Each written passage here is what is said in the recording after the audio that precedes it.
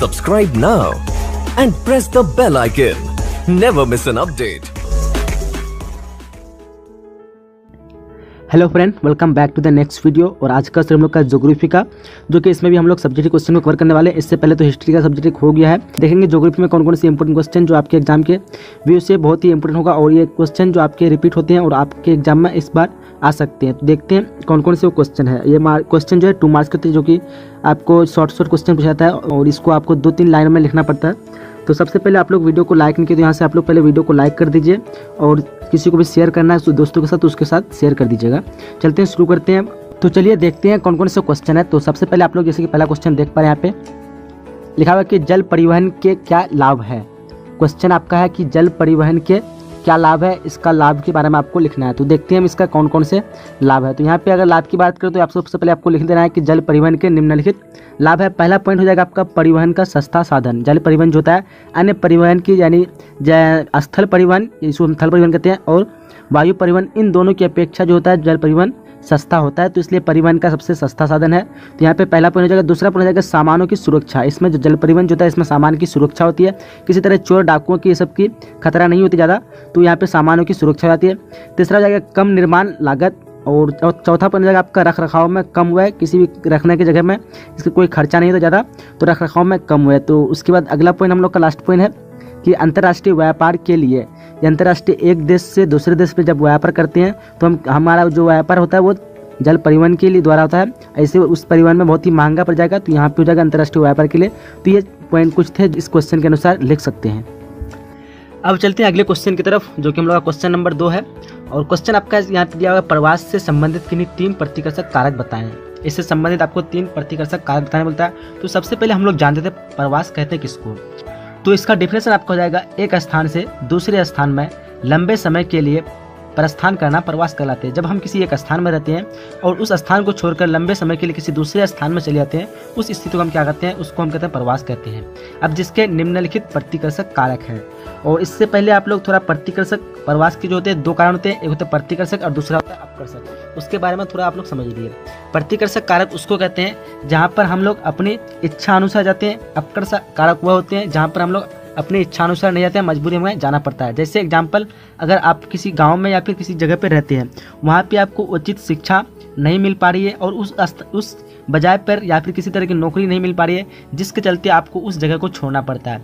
इस स्थिति में हम उसको क्या कहेंगे, प्रतिकर्षक कारक कहेंगे। लेकिन अगर आपके यहाँ पे अपकर्षक पूछा जाए तो अपकर्षक कारक में वो हो जाएगा जैसे अचानक कहीं पे भूकंप आ गया, पूरे घर और खत्म हो गया, वहाँ पे पूरा जो एक तरह का मोहल्ला तोहल्ला जो भी था वो सब नष्ट हो गया। इस स्थिति में आपको उस जगह को छोड़ के जाना पड़ता। तो इस स्थिति में हम उसको कहेंगे अपकर्षक कारक। या फिर अचानक प्राकृतिक आपदा आ गई, जैसे बाढ़ और या फिर किसी तरह की, मतलब पूरे जगह को नष्ट कर दिया और उस स्थिति में आपको वहाँ से मजबूरी में छोड़ना पड़ता, उसको हम कहते हैं अपकर्षक कारक। तो ये था अपकर्षक और प्रतिकर्षक कारक में थोड़ा सा अंतर। अब देखते हैं इसका आंसर क्या हो जाएगा। तो यहाँ पे आपका हो जाएगा इसके निम्नलिखित प्रतिकर्षक कारक है। पहला हो जाएगा नौकरी, जैसे बता दिया आप लोग को, रहने की बेहतर सुविधाएं तथा अच्छे आर्थिक अवसरों की खोज, ये हो गया पहला पॉइंट। दूसरा पॉइंट हो जाएगा आपका सामाजिक और सुरक्षा। सामाजिक और सुरक्षा कैसे होगा, जब हम किसी एक स्थान पर रहते हैं वहाँ पे हमारे समाज से ताल्लुक़ रहते हैं, हमारी जान पहचान रहती है। लेकिन जब उस समाज को छोड़ के जब किसी अलग स्थान पर रहते हैं तो वहाँ पे हमारी सामाजिक और सुरक्षा हो जाती है। उस समाज के लोग से इतना जान पहचान नहीं हो पाती, लेकिन धीरे धीरे कुछ साल रहने के बाद हमारी हो पाती है। तो पहला आपका ये भी पॉइंट हो जाएगा आपका सामाजिक और सुरक्षा। उसी तरह तीसरा पॉइंट भी आपका राजनीतिक गड़बड़ी। पहले जहाँ रहते हैं वहाँ से राजनीतिक से हमारे ताल्लुक़ रहते हैं, लेकिन जब हम अलग चले जाते हैं तो वहाँ पे राजनीतिक आपका अलग हो जाती है, जिससे राजनीतिक में गड़बड़ी भी हो जाती है। तो राजनीतिक गड़बड़ी ये आपका तीसरा पॉइंट हो जाएगा। पहला क्वेश्चन हम लोग का, और दूसरा नंबर क्वेश्चन है कि भारत के 4 वृहद औद्योगिक क्षेत्रों के नाम लिखें। भारत के 4 बड़े औद्योगिक क्षेत्रों के नाम आपको लिखना है। तो कौन से हो जाएगा, तो ये पहला पॉइंट है आपका सूती वस्त्र उद्योग। सूती वस्त्र के क्या है, भारत के वृहद हो जाएगा। तो दूसरा पॉइंट हो जाएगा कोयला उद्योग। उसके बाद तीसरा पॉइंट हो जाएगा लोहा इस्पात उद्योग, और चौथा जो पॉइंट हो जाएगा मैग्नीज उद्योग। इन 4 जो उद्योग है भारत के वृहद हो जाएगा। तो यहाँ तक इसका आंसर हो जाएगा।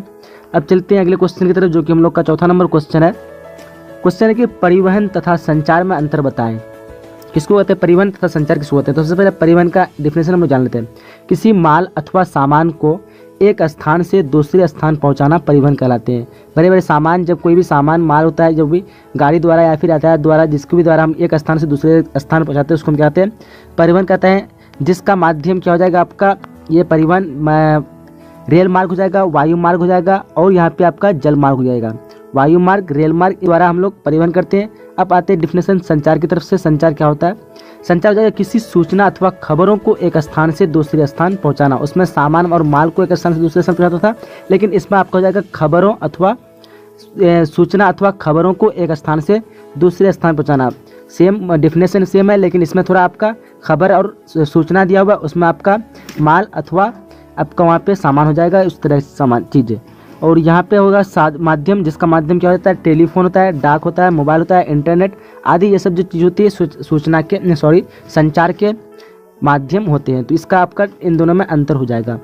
अब चलते हैं अगले क्वेश्चन की तरफ, जो कि हम लोग का 5वां क्वेश्चन और अंतिम क्वेश्चन है। क्वेश्चन है कि बहुपक्षीय व्यापार क्या है? इसके बारे में आपको डेफिनेशन बताना है, बहुपक्षीय व्यापार क्या है।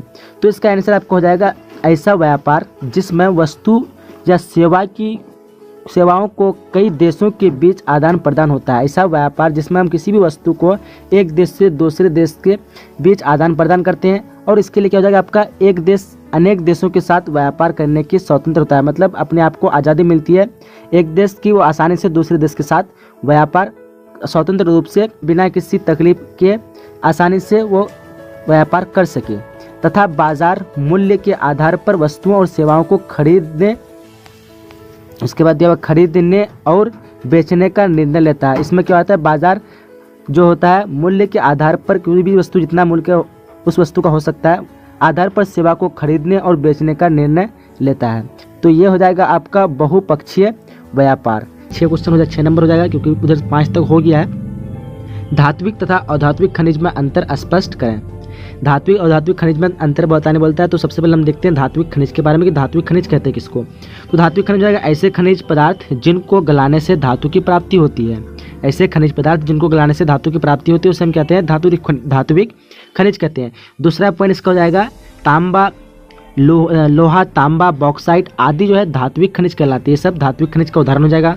दूसरा आपका हो जाएगा ये खनिज प्राय अग्निय चट्टान में पाए जाते हैं। इसका जो तीसरा पॉइंट हो जाएगा ये खनिज प्राय अग्निय चट्टान में पाए जाते हैं। तो ये आपका ये हो जाएगा। अब इसी तरह इसका विपरीत अधात्विक खनिज का हो जाएगा 3 पॉइंट। ऐसे खनिज जिनको गलाने पर धातु की प्राप्ति नहीं होती है उसे हम क्या कहते हैं, अधात्विक खनिज कहते हैं। दूसरा पॉइंट हो जाएगा कोयला, संगमरमर, पोटास, उसके बाद आदि क्या हो जाएगा, अधात्विक खनिज है। उसके बाद तीसरा पॉइंट हो जाएगा ये खनिज प्राय तलछटीय चट्टान में पाए जाते हैं।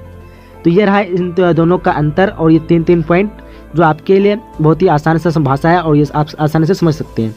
अब चलते हैं अगले नंबर क्वेश्चन की तरफ, और अगला क्वेश्चन हम लोग का है कि पार महाद्वीप रेल मार्ग क्या होता है। पार महाद्वीप रेल मार्ग क्या होता है, इसके बारे में थोड़ा आपसे लिखना है। तो सबसे पहले देखते हैं इसका डेफिनेशन क्या हो जाएगा। पार महाद्वीप रेल मार्ग ऐसी रेल मार्ग है जो पूरे महाद्वीप से होकर गुजरती है। ये रेल मार्ग ऐसी है जो जितने भी महाद्वीप है सभी महाद्वीप से होकर के गुजरती है। अब देखते हैं इसका निर्माण क्यों किया गया था। तो इसका निर्माण किया था आर्थिक राजनीतिक कारणों से विभिन्न दिशाओं में लंबी यात्रा की सुविधा प्रदान करने के लिए किया गया था। ये जो इसका निर्माण जो मुख्य था आर्थिक और राजनीतिक तथा विभिन्न देशों की लंबी यात्राओं को सुविधा प्रदान करने के लिए इसका निर्माण किया गया था। अब इसके उदाहरण देखते हैं कौन कौन से इसके उदाहरण है। तो हो जाएगा आपका ट्रांस साइबेरियन रेल मार्ग, कैनेडियन पैसिफिक रेल मार्ग तथा ट्रांस ऑस्ट्रेलियाई रेल मार्ग। ये जो है इस पार महाद्वीप रेल मार्ग के उदाहरण है। तो इसका क्वेश्चन इस तरह आपका आए तो इस तरह का आंसर हो जाएगा। अब चलते हैं अगले क्वेश्चन की तरफ, जो कि हम लोग का 8वां क्वेश्चन है कि पोताश्रय और पत्तन के बीच अंतर स्पष्ट करें। पोताश्रय और पत्तन के बीच आपको अंतर स्पष्ट करने बोलता है। तो इसका अंतर क्या हो जाएगा, देखते हैं। सबसे पहले समुद्र जल का वह क्षेत्र है जो खुले सागर से सुरक्षित रहता है। समुद्र में जो जल होता है उसका वह क्षेत्र है जो खुले सागर से सुरक्षित रहता है। ऐसे क्षेत्र में जहाज लंगर डालते तथा समुद्री तूफान से सुरक्षित रहते हैं। कहने का मतलब, मान लीजिए सपोज यहाँ पे एक समुद्र है ये, और इस समुद्र से अचानक कोई इधर ऐसे भर गया और फिर ऐसे है। अब यहाँ पे पूरा पानी भरा हुआ है और ये वाला जो क्षेत्र रहेगा इस वाले क्षेत्रों को हम लोग कहते हैं पोताश्रय। ये वाला आपका हो जाएगा पोताश्रय क्षेत्र, इस क्षेत्र को। अब दूसरा आपका डिफिनेशन है यहाँ पे कि पत्तन के बारे में, और इसी तरह दूसरा डिफिनेशन इसका पत्तन को जाएगा, जबकि पोताश्रय सहित नगर को पत्तन कहते हैं। अर्थात जिस तरह कोई रेलगाड़ी प्लेटफॉर्म पर आकर रुकती है ठीक उसी प्रकार जहाज पत्थर में आकर रुकती है। इसका ये मान लीजिए जैसे हम समुद्र यहाँ पे जैसे बनाए थे जैसे मान लीजिए कि यहाँ पे समुद्र हो गया। अब इस समुद्र से यहाँ पे जो ऐसे भरा गया और यहाँ पे ऐसे ऐसे समुद्र पूरा भरा हुआ है। अब यहाँ पे ये वाला भाग को हम लोग पहले बता दिया आपको कि पोताश्रय कहते हैं, और इसी पोताश्रय सहित बताया कि इसका डिफिनेशन पत्तन का।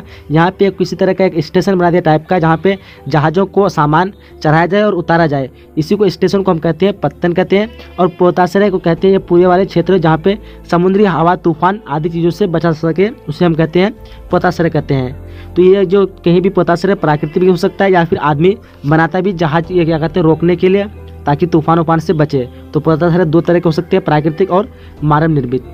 और पत्तन जो है यहाँ पे पत्तन पोताश्रय में बनाया जाता है स्टेशन के रूप में। अब चलते हैं अगले क्वेश्चन की तरफ। और अगला क्वेश्चन हम लोग का है क्वेश्चन नंबर 9। भारतीय कृषि की प्रमुख समस्याओं का उल्लेख करें। भारतीय कृषि की क्या प्रमुख समस्या है? तो यहाँ आपको लिखना है कि भारतीय कृषि की प्रमुख समस्या निम्नलिखित है। तो पहला पॉइंट हो जाएगा आपका सिंचाई का अभाव। भारत में सिंचाई की बहुत अभाव है, जिसके कारण भारतीय कृषि की समस्या हो रही है। तीसरा होगा पूंजी का अभाव, बहुत सारे लोग नहीं पा रहे खेती करने सिर्फ पूंजी के कारण। तो यहाँ पे दूसरा पॉइंट आपका हो जाएगा पूंजी का अभाव। अगला पॉइंट हम लोग का जो कि पॉइंट नंबर 3 है, तकनीकी ज्ञान का अभाव। यहाँ पे भारत के लोग को इतनी कृषि के बारे में इतना सही से ज्ञान नहीं है, जिसके कारण फसल अच्छी नहीं हो पाती है। तो तकनीकी ज्ञान का अभाव ये तीसरा पॉइंट हो जाएगा। चौथा पॉइंट हो जाएगा अच्छी खाद बीज का अभाव। यहाँ पे अच्छी खाद बीज भी नहीं मिलती है। और चौथा हो जाएगा सरकार की उदासीनता। ये सब कुछ पॉइंट थे जिसमें भारतीय कृषि की प्रमुख समस्या का हो जाएगा। अब क्वेश्चन नंबर 10वां क्वेश्चन है कि भारत में अभ्रक के वितरण का विवरण दें।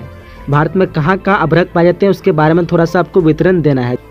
जब भी किसी चीज़ के वितरण के बारे में लिखा रहे तो आपको जहाँ पे पाए जाते हैं, जिस क्षेत्र से प्राप्त होते हैं, उन सब के नाम को आपको लिखना है। तो चलते हैं इसका आंसर देखते हैं किस तरह इसका आंसर हो जाएगा। तो भारत में अभ्रक मुख्य झारखंड, आंध्र प्रदेश व राजस्थान में पाए जाते हैं। अब इसके पश्चात तमिलनाडु, पश्चिम बंगाल और मध्य प्रदेश आते हैं। उसके बाद दिया हुआ है झारखंड में उच्च गुणवत्ता वाला अभ्रक पाया जाता है। आंध्र प्रदेश में नेल्लोर जिले में सर्वोत्तम प्रकार के अभ्रक का उत्पादन किया जाता है, तथा राजस्थान में जयपुर से भीलवाड़ा और उदयपुर के आसपास विस्तृत है। उसके बाद और जो 2-3 लाइन है वह कर्नाटक के मैसूर व हासन जिले में, तमिलनाडु के कोयम्बटूर आदि में अभ्रक का निक्षेप पाए जाते हैं। तो ये था इसका अभ्रक के बारे में।